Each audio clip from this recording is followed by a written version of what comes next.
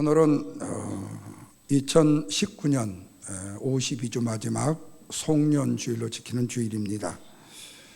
한 해를 보내면서 누구를 막론하고 저마다 한 해를 한번 뒤돌아보고 또한 새롭게 새해를 준비하실 수 있는 기회의 날입니다. 문제는 어떤 방식으로, 어떤 방법으로 한 해를 뒤돌아보고 한 해를 계획하느냐 하는 물음이 되겠죠. 여러분은 과연 어떻게 뒤돌아보셨고 어떻게 한 해를 준비하고 계십니까? 그런데 먼저 우리가 신앙생활을 하면서 잊어서는 안 되는 굉장히 중요한 핵심적 포인트가 있습니다. 그것은 하나님께서 어제나 오늘이나 내일이나 저와 여러분, 나를 통해서 영광 받으실 계획이 있다라는 사실입니다. 아멘 안 하세요? 네. 저와 여러분을 통해서 영광 받으실 계획이 있으시다고요. 네. 하나님이 우리를 그저 그냥 이 세상에 두신 것이 아니라는 말씀입니다. 목적과 목표가 있으셨어요. 이런 은혜의 아름다운 사랑을 심있고 알아야만이 다른 사람을 존중할 수 있고 세월을 아낄 수 있고 나 자신도 사랑할 수 있는 사람이 되어지기 때문에 그렇습니다. 문제는 우리가 새롭게 계획하는 새로운 것들을 어떻게 받아들일 수 있느냐 하는 문제입니다. 오늘 본문 알다시피 두 개의 비유가 나옵니다. 하나는 생배 조각과 낡은 옷의 비유이고 또 하나는 새 포도주와 낡은 가죽 부대의 비유입니다. 그런데 사실 이 두 개의 비유는 같은 진리를 설명해 주고 있습니다. 그런데 왜 예수님께서 이 비유를 말씀하셨는가? 바로 그 동기가 14절 말씀에 기록되죠. 다 같이 읽습니다. 그때에 요한의 제자들이 예수께 나와 이르되 요한의 제자들과 바리새인들은 모두 다 금식을 하는데 어찌해서 당신 예수의 제자들은 금식을 하지 않느냐고 질문을 했기 때문에 그랬습니다. 그러자 예수님이 15절에서 이렇게 말씀합니다. 다 같이 읽습니다. 잔치집의 손님들이 신랑과 함께 있을 때 슬퍼할 수 있느냐? 이렇게 말씀을 해요. 이 말은 다른 말로 말하면 한참 잔치가 진행 중인데 슬퍼하며 금식을 할 수가 있겠느냐? 이렇게 묻습니다. 여기서 예수님은 당신 자신을 잔치집에 뭘로 비유했습니까? 신랑으로 비유를 하셨어요. 다시 말하면 일주일에 2번씩 지키는 금식의 의식이 모세의 율법을 기억하는 형식이라면 율법의 완성되신 예수 그리스도가 새 신랑으로 오셨기 때문에 이제는 옛 종교의 의식인 금식에 매여서는 안 된다라는 말씀을 새 포도주와 새 부대라는 비유로 말씀을 하셨다는 거예요. 그런데 우리 주의를 보면요, 자기의 생각과 같지 않고 자기와 같은 방법으로 되지 아니하면 모두 다 틀렸다고 말하는 못대똥식 꼴수들이 있습니다. 이런 분들이 종종 있어요. 다시 말하면 형태만 가지고 문제를 삼습니다. 뿐만 아니라 사람을 구분하거나 비판한다라는 말씀입니다. 정말로 중요한 것이 뭐죠? 그 사람의 마음의 중심인데 말입니다. 그래서 우리가 분명히 알아야 될 것이 있습니다. 다르다는 것과 틀리다는 것을 구별할 줄 아는 인생을 살아야 돼요. 그런데 죄송한 표현이지만 많은 분들이 다른 것과 틀린 것을 구별을 할 줄 몰라요. 그러나 다르다고 해서 함부로 말하거나 판단해서도 또한 안 됩니다. 그것은 나와 다르다면 무조건 틀리다고 말하고 함부로 말하거나 비판을 주저하지 않는 사람들을 두고 한 말이겠죠. 왜 그래야 되는가? 하나님은 우리의 각자를 다 각기 다르게 만드셨습니다.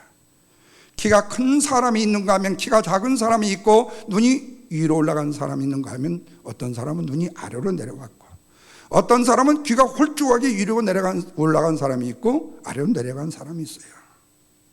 여러분, 교회도 마찬가지입니다. 각양각색의 다른 사람들이 모여서 한 공동체를 이루는 것이 바로 교회입니다. 그래서 하나님은 각기 다른 사람을 만드시고 다른 모양으로 살기를 원하시는 거예요. 그런데 편협적인 생각을 가진 사람은 자기가 생각하는 것처럼 다른 사람이 생각하지 않는다면 너는 틀렸어. 그리고 자기가 경험한 대로 하지 아니하면은 그것도 틀렸다라고 오만함을 드러내고 교만함을 드러내는 사람들이 종종 있다라는 거예요. 한쪽으로 치우쳤습니다. 좁은 눈으로만 바라보는 것입니다. 그런데도 억지를 부리는 거예요. 그러나 이런 생각들은 결국에는 뭐에 빠지게 되는 거죠? 교만과 오만에 빠지게 되고 자기 자신이 마치 세상에서 가장 으뜸난 사람인 것처럼, 가장 잘하는 사람, 가장 모든 것을 할 수 있는 하나님인 것처럼 생각하는 판단과 정죄의 잘못을 저지를 수 있다는 말씀입니다. 세 종류의 사람을 생각해 보려고 합니다. 먼저는요, 내 자신은 변하지 않으면서도요 자기 자신을 자꾸 다른 사람에게 증명하려는 사람이 있습니다. 오늘 본문 14절 다시 보겠습니다. 그때 요한의 제자들이 묻습니다. 우리는 금식하는데 왜 당신의 제자들은 금식을 하냐고요. 여기에서 우리는 자신만이 옳다는 사람들의 특징을 보게 되어져요. 먼저는요, 다른 사람 못하는 것에만 관심이 엄청나게 많은 사람이에요. 그리고 나는 하는데 너는 왜 못한다고 하느냐는 거예요. 그렇다면 너는 고로 뭐다고요? 엉터리다고요. 이 말을 하고 싶은 거예요. 그러나 이런 사람들의 태도는 스스로의 행동에 자신이 있어서가 아니에요. 스스로의 행동에 자신이 없기 때문에 남을 통해서 내가 잘난 사람이라는 사실을 뭐 하고 싶은 거죠? 정당화시키고 싶은 거예요. 정당화시키고 있는 거예요. 그래서 아랫목 자리에 기대고 앉아서 TV만 열심히 목자 서보신 분들 하는 말이, 아이고 저 친구 나 대학 동기 아니야? 근데 저 학교 다닐 때 아주 비질비질했어. 근데 당신은 지금 뭐 하고 있어요? 더 비질비질하고 있어요. 예. 그런데 당신이 대학 때는 그보다도 낫다. 그러니까 나는 저보다도 낫다는 정당화를 시키고 싶은 거죠. 이럴 때의 중요한 질문 하나가 있습니다. 예수님이 마태의 집에서 세리와 죄인들과 함께 식사를 하고 있습니다. 이때 바리새인들이 봤어요. 그러면서 어찌해서 당신은 세리와 죄인들과 함께 음식을 함께 먹을 수 있냐고 비판을 해요. 이때 주님이 뭐라고 말씀하셨죠? 내가 이 땅에 온 것은 죄인을 부르러 왔노라고 해요. 당신같이 교만한 죄인, 당신이 업신여기는 죄인들을 구하러 왔노라고 말씀을 하셔요. 우리는 종종 세상을 살아가면서 굉장히 무서운 사람을 만나게 됩니다. 제일 무서운 사람이 누군 줄 아십니까? 며칠 굶으신 분. 이 사람 앞에 먹을 거 얘기했다가는 귀싸대기 맞습니다. 두 번째는요, 뭐 좀 안다는 사람이요. 못하면 혼쭐이 납니다. 왜냐하면요, 나와 다르다고 무조건 정죄와 비판으로 그냥 직행을 하기 때문에 그래요. 그래서 예수님이 묻습니다. 그러면 금식이 어렵냐? 죄인과 식사하는 것이 어렵냐? 여러분 어떻습니까? 금식이 어렵습니까? 죄인과 식사하는 것이 어렵습니까? 당시에는 식사하는 것이 어렵습니다. 비난을 받을 만한 일입니다. 봉변을 당할 수 있는 일입니다. 그럼에도 주님은 서슴지 않습니다. 왜? 당신이 이 땅에 오신 목적이 바로 죄인을 구원하러 오셨기 때문에. 뿐만 아니라 병 나음을 받았다는 말과 죄 사함을 받았다는 말 중에 어떻게 말하는 것이 어렵냐? 두 말할 나위가 없어요. 죄 사함을 받았느니라 라는 말이 어렵습니다. 그러면 예수님은 왜 이 말씀을 하셨을까 하는 거예요. 죄 사하는 권세가 다른 이에게 있지 않고 누구에게 있기 때문에? 나에게 있기 때문에라는 사실을 알리게 하기 위해서요. 그렇다면 저는 사랑하는 우리 성도 여러분들에게 묻습니다. 구제와 선행이 어렵습니까? 하나님의 말씀을 증거하는 것과 전도가 어렵습니까? 뭡니까? 말씀 증거와 뭐요?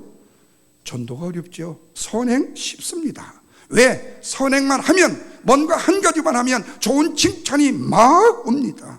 댓글을 막 달아옵니다. 너무 뛰어나다고 칭찬을 합니다. 왜? 이 세상 사람들이 가장 좋아하는 것이 선행이고 그리고 구제이기 때문에. 문제는 뭐죠? 자기는 안 하면서 남이 하는 거 좋아하는 거죠. 그래서 신앙인은 당당히 하는 겁니다. 욕을 먹어도 성경에 뭐라고 말했죠? 듣고 보는 것을 전하지 않을 수 없다라고요. 그래서 주님은 진짜는 항상 공격을 당한다는 사실을 알면서도, 생명의 논쟁을 일으킨다는 사실을 알면서도, 마귀가 진짜만을 공격한다는 사실을 알면서도 우리 예수님은 어떤 환경에서도 진실만을 이야기하시고 복음만을 이야기하셨지 당신의 영입된 인기주의를 이야기하신 적이 없다는 말씀입니다. 그런데 여러분, 세상의 사람들을 보십시오. 생명이 없는 것에 대해서는요, 뭘 해도요 사람들이 관심이 없어요. 왜? 생명이 없는 사람은 자기는 변하지 않고 자기가 정당하다는 사실을 증명하고 싶을 뿐이니까 생명이 없는 것에 대해서는 비난할 이유가 없고 비난을 받아야 될 도 없어요. 여러분, 이것이 바로 오늘 본문의 요한의 제자들의 논리인 것입니다. 이들은 역사적인 사명을 띠고 비교와 정죄와 비판의 자리에 서 있었던 것입니다. 여러분, 꼭 기억하십시오. 이 세상에 변하지 않는 것은 아무것도 없습니다. 어떤 모양으로든지 100% 변하게끔 되어져 있어요. 어떤 초신자가 묻습니다. 목사님, 어떻게 천국 갈 수 있어요? 예수 믿어야 갑니다. 어떻게 지옥에 갑니까? 가만히 있으면 갑니다. 근데 여러분, 중요한 것은 가만히 있어도 변하더라는 거예요. 이것을 우리는 뭐라고 말하죠? 태보라고 말하는 것입니다. 우리가 하는 말 중에 고인 물이 썩는다는 말이 있죠. 근데 여러분, 가만히 고여 있어도요 변해요. 가만히 고여 있으면 그대로 있을 것 같지요. 놔두면 썩어요. 돈도 놔두면 변해요. 그래서 장판 밑에다가 돈을 집어넣으면요 이 돈이 노래져요. 달라가요. 빨리 그걸 써야지. 장판 밑에 놓고 돌아가시게 되면은 누가 돈이 있는지는 몰라. 누구 구워준 것도 몰라. 좀이 나고 등록이 나고 도둑이 가져가게 되어져요. 여러분, 이 세상의 모든 것은 다 변합니다. 문제는 긍정적으로 변하느냐 부정적으로 변하느냐가 문제예요. 그렇다면 묻습니다. 저와 여러분은 과연 올해 한 해 동안 어느 쪽으로 변하셨습니까?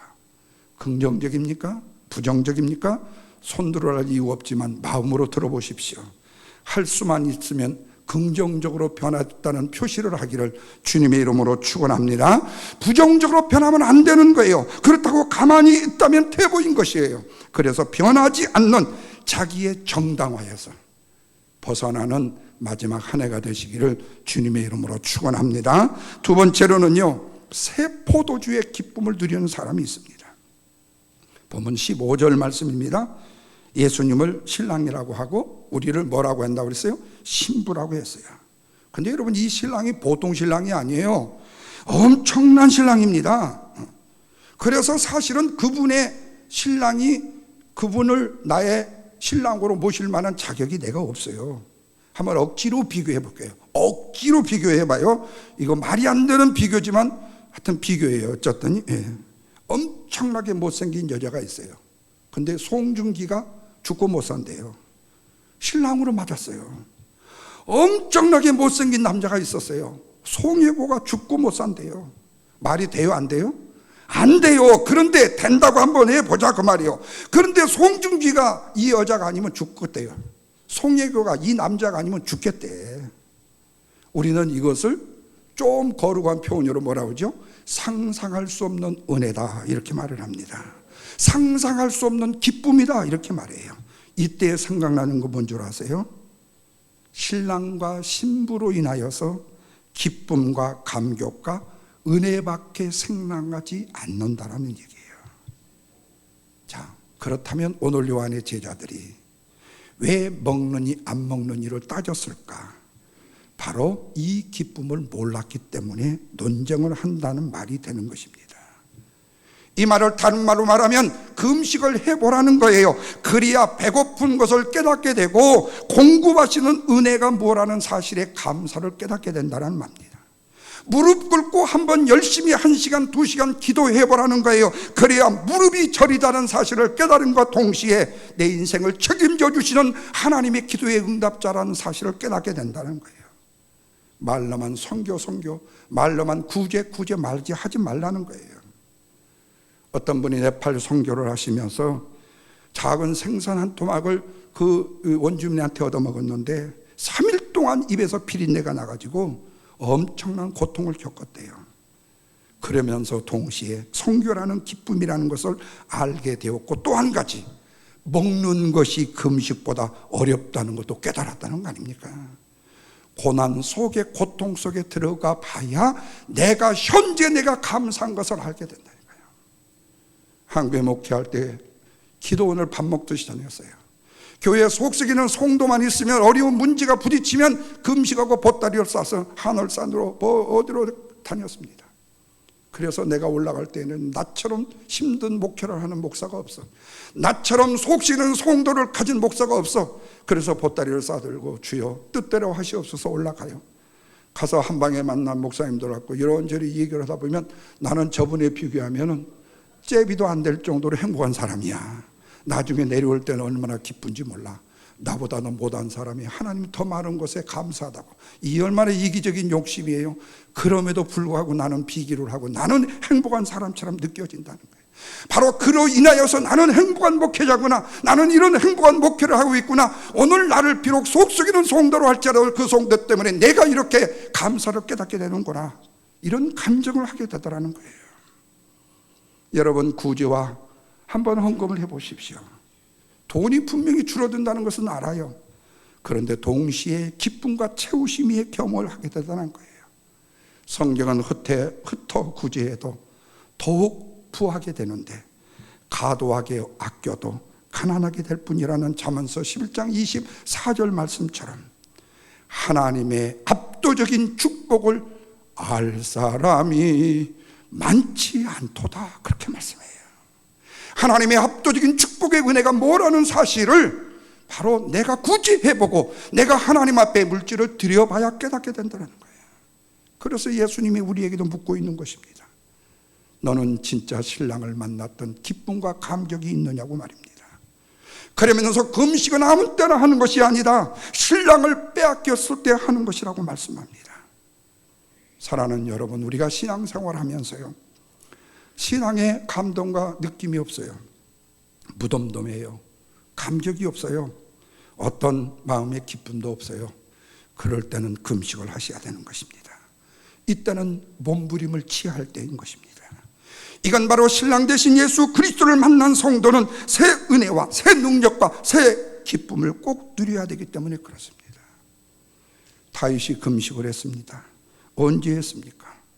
시편 51편에 지난주에도 불렀지만 또 부르겠습니다. 정결한 마음 내게 주시옵소서. 오 주님, 정직한 영을 새롭게 하소서. 한번 끝내고 나를 주님 앞에서 멀리 하지 마시고 주의 성령을 거두지 마옵소서. 그때 주었던 구원의 기쁨 다시 회복시키시며 변치 않는 마음 내게도 주옵소서. 성령의 결핍, 기쁨의 결핍을 몸부림치게 만드는 것이 바로 뭐지요? 주님 앞에 엎드려 자복하는 회개인 것이에요. 신랑의 부재는 우리의 정신을 잃게 만들기 때문에 그렇습니다. 그러므로 우리가 주 안에서 누려야 될 기쁨은 새 신랑의 기쁨을 누리는 것입니다. 새 포도주의 기쁨을 누리는 것입니다. 생배 조각의 기쁨을 누리는 것입니다. 적극적으로 누려야 합니다. 긍정적으로 누려야 됩니다. 이것이 바로 진정한 성도의 새 기쁨이기 때문에 그렇습니다. 마지막으로요, 새 부대로 변하는 시도를 하는 사람이 되어져야 되는 거예요. 17절입니다. 다 같이 읽습니다. 새 포도주는 낡은 가죽 부대에 놓지 아니하나니 그렇게 하면 부대가 터져서 뭐가 쏟아지고요? 포도주가 쏟아지고 부대도 버리게 됩니다. 새 포도주는 새 부대에 넣어야 둘이 다 뭐라고요? 보존이 된다고 말씀이 나와요. 여기에 새 포도주라는 이 말은 새로 만든다라는 뜻이 있습니다. 다른 뜻으로는 시간상으로 새로움이라는 뜻이 있어요. 이런 면에서 봤을 때 지금 2019년은 남은 시간이 불과 3일입니다. 2020년 3일 후에 바로 옵니다. 지금 우리가 2019년도에 살고 있지만 실제로 우리는 이미 칼렌더를 받아서 2019년도 칼렌더를 내동댕이 쳤고 2020년을 달아놨어요. 시간상은 달라진 게 없어요. 그런데 우리의 마음은 벌써 이번 주 토요일에 약속이 돼 있어요.